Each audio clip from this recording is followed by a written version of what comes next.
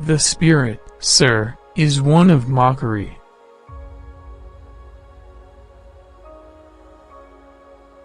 It is better to emit a scream in the shape of a theory than to be entirely insensible to the jars and incongruities of life and take everything as it comes in a forlorn stupidity.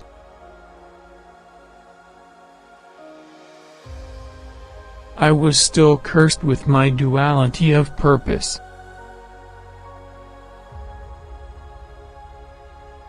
You can kill the body but not the spirit.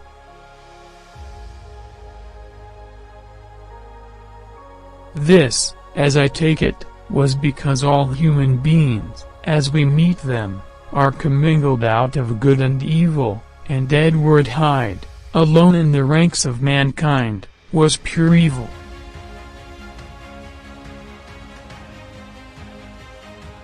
"Trelawney," said the doctor, "contrary to all my notions, I believed you have managed to get two honest men on board with you, that man and John Silver."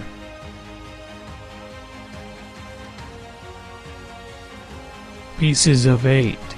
Pieces of 8.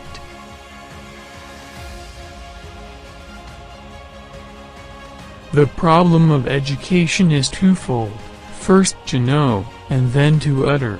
Everyone who lives any semblance of an inner life thinks more nobly and profoundly than he speaks.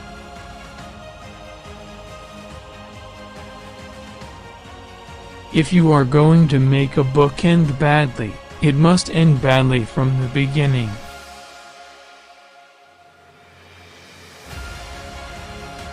Love what is love? A great and aching heart, wrung hands, and silence, and a long despair.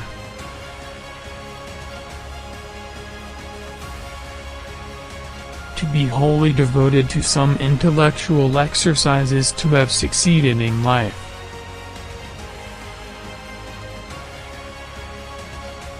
Sometimes the isle was thick with savages, with whom we fought, sometimes full of dangerous animals that hunted us, but in all my fancies nothing occurred to me so strange as our actual adventures.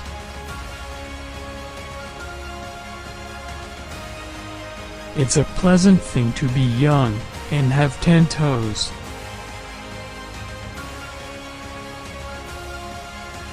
The bold may not live long, but the timid never live at all.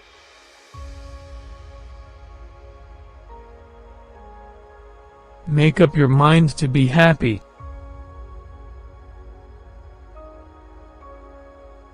But besides that, I was of an unforgiving disposition from my birth, slow to take offense, slower to forget it, and now incensed both against my companion and myself.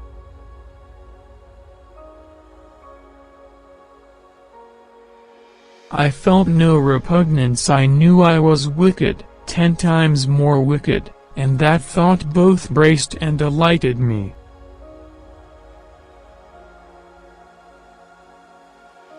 The San Francisco Stock Exchange was the place that continuously pumped up the savings of the lower classes into the pockets of the millionaires.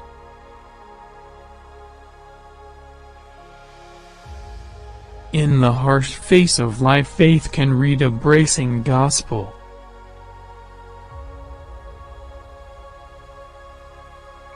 And he took another swallow of the brandy, shaking his great fair head like a man who looks forward to the worst.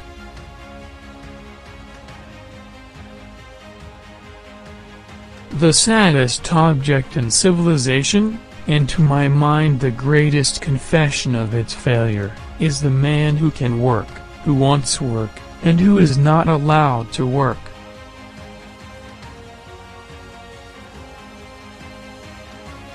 Youth now flees on feathered foot.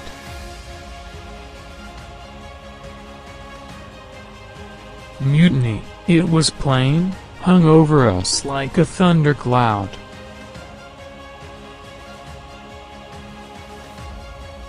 "15 men on the dead man's chest, yo-ho-ho, and a bottle of rum."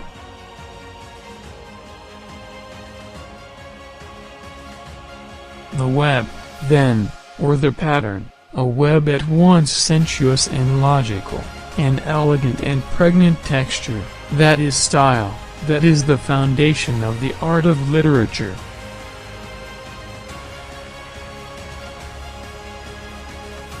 To believe in immortality is one thing, but it is first needful to believe in life.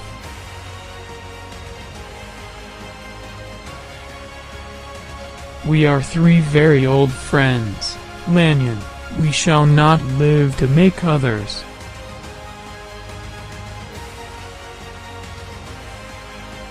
Most of our pocket wisdom is conceived for the use of mediocre people, to discourage them from ambitious attempts, and generally console them in their mediocrity.